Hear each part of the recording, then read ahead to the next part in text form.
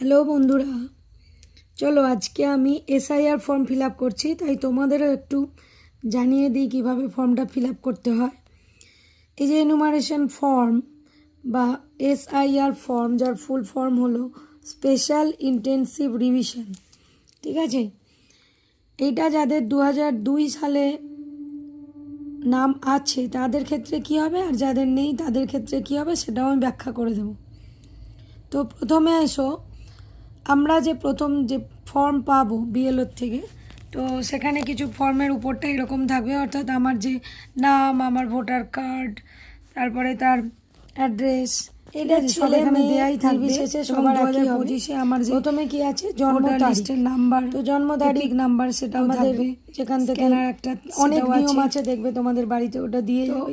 এইটা দেখে আমাদের যেটা করতে হবে সেটা আমি যেমন আমার মাধ্যমিকের প্রথমের অ্যাডমিট কার্ড থেকে দিয়েছি, কেউ 2025 অনুযায়ী এগুলো থেকে দিতে পারে, ঠিক আছে। তো সেখানে আমার জন্ম তারিখটা এই সোজা এই ঘরে লিখতে হবে, ঠিক আছে। তারপরে আধার নাম্বার, এটা ঐচ্ছিক লেখা আছে, মানে যদি কারো থাকে দেবে, যদি না থাকে দেবে না। তো আধার নাম্বার, যে 12টা নাম্বারের আধার নাম্বার সেটা দেবে।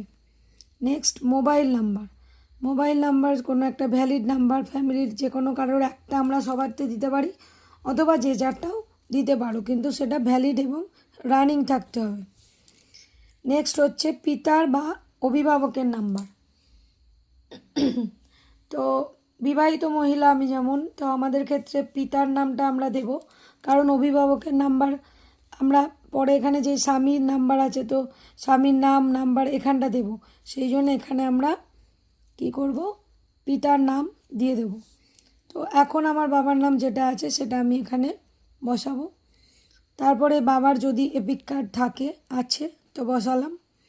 নেক্সট মায়ের নাম্বার, তো আমার মায়ের নাম্বার নাম দেব, তারপরে মায়ের এপিক নাম্বার যদি থাকে, এগুলো সবই যদি থাকে। যেমন ধরো কারোর বাবা মারা গেছেন, তাহলে সে লিখবে লেট বা ঈশ্বর বলে তার নামটা লিখবে। তো ভোটার কার্ড যদি থাকে দেবে, যদি যার নেই তো সে দিতে পারবে না। তো সেই ঘরগুলো আমরা কি লিখব, N/A, NA, নট অ্যাপ্লিকেবল, ঠিক আছে। নেক্সট, তাহলে স্বামীর ক্ষেত্রে স্ত্রীর নাম্বার দেবে, স্ত্রীর ক্ষেত্রে স্বামীর নাম্বার, বোঝা গেল। তাহলে এই যে সবটা আমি করব, এটা হচ্ছে 2025 অনুযায়ী যেটা আমাদের এইখানে আছে, বা যেটা আমার বাবার নাম্বারে এসছে, বা আমার মায়ের, আমার হাজব্যান্ডের, সব তাদের এইটা দেখেই আমি করেছি। তারপরে দেখো এখানে দুটো ঘর আছে, একটা হচ্ছে 2002 সালে যাদের নাম ছিল, আর এখানে 2002 সালে যাদের ভোটার কার্ড ছিল না লিস্টেড, ঠিক আছে, যাদের নেই তাদেরটা। এবার আমার ছিল, কাজেই নির্বাচকের নাম কি হবে, আমার নামটাই হবে, ফুল নেম। সব আমি এগুলো কোন অক্ষরে লিখেছি, এইগুলো আমি ডিজিটালগুলো অবশ্যই ইংলিশে, আর যেগুলো তোমার ইয়েতে আছে, মানে যেমন ধরো আমার বাবার নাম, তো বাবার নাম লেখার পর আমি ব্র্যাকেটে ইংলিশটাও দিয়ে দিয়েছি।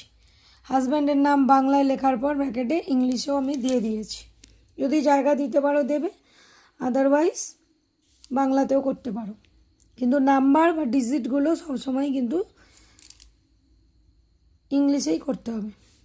আচ্ছা, তারপরে দেখো এপিক নাম্বার যদি থাকে, তো আমার ছিল তাই আমি বাঁ দিকেরটা করছি, যার নেই সে কিন্তু ডান দিকেরটা করবে। যেমন আমার মেয়ের ছিল না, তখন ওর জন্মই হয়নি, তো তাই ওরটা আমি এই ঘরে করেছি। তাহলে এখানে আমার নাম বা যে ভোটার কার্ড যার 2002 সালে নাম আছে, এখানে তার ফুল নাম, যেমন আমার স্মৃতিকণা দে। এপিক নাম্বার, আমি আমার এপিক নাম্বার দিলাম। আত্মীয়ের নাম, তো আমার এখন রিসেন্ট ভোটার কার্ডে তো স্বামীর নাম আছে, কিন্তু এটা আমি কি করছি 2002 সাল অনুযায়ী, তাই আত্মীয়ের নাম হিসাবে সেই তখন কি আছে আমি দেখব। তো সেটা আমাদের নেট থেকে বার করে নিতে হয়। তো সেখানে আমি দেখলাম, সেখানে আমার বাবার নাম আছে রবীন দে, বাবার অ্যাকচুয়াল নাম রবীন্দ্রনাথ দে। তো অ্যাকচুয়াল এখন যেটা আছে সেটা আমি এখানে দিয়েছি রবীন্দ্রনাথ দে, কিন্তু এখানে আছে রবীন দে, তাই আমি এখানে যেটা যা ছিল তাই লিখতে হবে। অর্থাৎ এখানে আমি আত্মীয়ের নাম, বাবার নাম দিয়েছি রবীন দে, সম্পর্ক কি আমার পিতা, পিতা লিখেছি ব্র্যাকেটে ফাদার। তারপর জেলা, জেলা এখানেই সবার আছে, দেখবে উপরগুলোতেই সবার জেলা। আমার যেমন হুগলি, ঠিক আছে। রাজ্য সবার ক্ষেত্রেই পশ্চিমবঙ্গ। বিধানসভা ক্ষেত্রের নাম, ওই যে কাগজটা আমি 2002 সালের লিস্ট অনুযায়ী বার করেছি, সেখানে লেখা ছিল আমার বিধানসভার নাম্বার, বিধানসভা ক্ষেত্রের নাম এবং নাম্বার, সেটা বাঁদিকে এখানে ছিল, সেখান থেকে লিখেছি। আর সেখানে অংশ নাম্বার ডান দিকে এরকম জায়গায় ছিল, সেইটা দেখে আমি আমার অংশ নাম্বারটা দিয়েছি। এবার ক্রমিক সংখ্যা, ওই যে লিস্ট করা হয়েছিল সেখানে আমার সিরিয়াল নাম্বার যেটা, সেটাই হচ্ছে ক্রমিক নাম্বার। তো অ্যাকর্ডিংলি আমি সেটা দিলাম।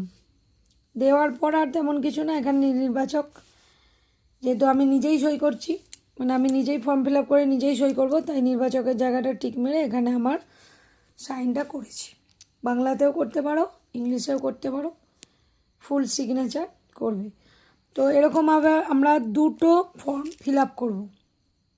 দুটো ফর্ম ফিল আপ করার পর এই যে জায়গায় সাম্প্রতিক ফটো সাটুন, এইখানে আমরা রঙিন স্ট্যাম্প সাইজ ফটো দেব। যদি না থাকে কালারফুল ফটো, পাসপোর্টও দিতে পারো।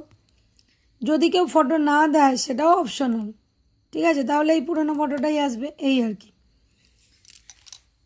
আর বাড়িতে যদি কেউ না থাকে, ধরো তার ফর্মটা ফিল আপ করছো, তাহলে তার হয়ে যে সই করবে তার সাইনটা এখানে হবে। দুটো করার পর একটা আমাদের কাছে থাকবে, বিএলও কিন্তু দুটোতেই এখানে সাইন করবে, তো সেটা অ্যাসিওর হয়ে নেবে। আর একটা কিন্তু জমা পড়ে যাবে তার কাছে। যেমন আমি এইভাবে ফর্মটা ফিল আপ। এইবার আসছি, ধরো যাদের 2002 সালে ভোটার লিস্টে নাম নেই তাদের ক্ষেত্রে কি হবে। যেমন আমার মেয়েরটাই ছিল না, আগেই বললাম। তো সেক্ষেত্রে তার যে আত্মীয়র বিবরণ, সেটা আমি দেখব যে কাকে দেব। যেমন ধরো ওর বাবাকে দিয়েছি, তাহলে এখানে ওর বাবার নাম। যদি আমারটা থাকতো তাহলে আমার পুরো নাম, টাইটেল। আচ্ছা, ওর বাবার দিয়ে বলি, তো ওর বাবার নাম দিলাম, এখানে টাইটেল দিলাম। এবার এপিক নম্বর যদি থাকে, আছে, এবার ওর বাবার এপিক নাম্বার এখানে দিলাম। আত্মীয়ের নাম, মানে ওর বাবার কার্ডে কার নামটা আছে আত্মীয় হিসাবে, অর্থাৎ ওর বাবার নাম ছিল, তাই আমি ওর বাবার ভোটার কার্ড অনুযায়ী ওর বাবার নামটা এখানে লিখলাম। যেহেতু মারা গেছেন তাই স্বর্গীয় বা লেট কথাটা দিয়েছি। সম্পর্ক, এই সম্পর্কটার জায়গায় ম্যাক্সিমাম জন ভুল করছে। এখানে বুঝতে হবে নামটা কার, নামটা হচ্ছে আমার মেয়ের বাবার, তার আত্মীয় কাকে দেখালাম, তার মানে মেয়ের দাদু। তো মেয়ের বাবার সঙ্গে মেয়ের দাদুর সম্পর্কটা কি, পিতা পুত্র, তাই আমি এখানে লিখব যে ওর বাবা, তাই এখানে আমরা লিখলাম পিতা। বোঝা গেল? অর্থাৎ যার নাম এখানে দিচ্ছ তার ভোটার কার্ডে যার যে গার্জেন হিসাবে যার নাম আছে তার নামটা দেব, এবং সে তার কে হয়, মা হয় না বাবা হয়, সেইটা। এবার আমি যদি দেখি, ধরো এখানে আমরা কার কার সম্পর্ক দেখাতে পারি। এখানে আমরা লেটেস্ট আপডেট অনুযায়ী যার কার্ড নেই তার বাবার নাম অথবা মায়ের নাম অথবা দাদুর নাম, মানে গ্র্যান্ডফাদার, ঠাকুমার নাম, দিদার নাম, মামার বাড়ির দাদুর নাম, এগুলো ছিল। আর এখনও জড়েছে যে তার ভাই বা বোনের নাম, অর্থাৎ অনেক সময় তার বড় দাদা বা দিদি থাকতে পারে, তার নামও কেউ দিতে পারে। ব্লাড রিলেশনের এই কটা হতে হবে।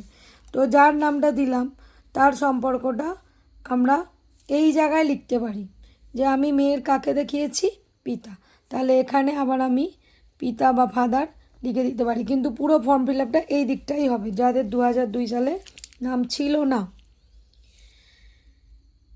আচ্ছা, এবার জেলা, কার্ড দেখাচ্ছি ওর বাবার, তাহলে ওর বাবার ফর্ম যেমন এখানটা ফিল আপ করেছি সেই অনুযায়ী 2025 অনুযায়ী আমরা দেব না, আমরা কি দেব 2002-এ কোথায় ছিল। তো ওর বাবার ওই যে লিস্টটা বার করেছি সেই অনুযায়ী জেলা যা ছিল সেটা লিখলাম, হুগলি। রাজ্যের নাম অবশ্যই ওয়েস্ট বেঙ্গল, পশ্চিমবঙ্গ। বিধানসভা ক্ষেত্রের নামটা দেখে দিলাম, এবং তার একটা নাম্বার আছে, সেই লিস্ট অনুযায়ী উপরে কোণে দেখে নাম্বারটা দিলাম। তার অংশ নাম্বার সেই লিস্ট অনুযায়ী ডান দিকের কোণে ছিল, সেটা দেখে অংশ নাম্বার দেব। আর ক্রমিক সংখ্যা মানে সিরিয়াল নাম্বার যেটা পরপর ছিল সেই অনুযায়ী আমরা ক্রমিক সংখ্যাটা এখানে দেব। অর্থাৎ ওর বাবার ফর্ম ফিল আপে ঠিক যেমন ওর বাবা এই দিকটা করেছে সেই অনুযায়ী ওর বাবার ফর্ম ফিল আপে ঠিক যেটা এখানে এসছে বিধানসভার নাম্বার, অংশ নাম্বার, ক্রমিক সংখ্যা, সেটাই কিন্তু তার মেয়ের বেলায় এই জায়গাগুলো চলে গেল। বোঝাতে পারলাম?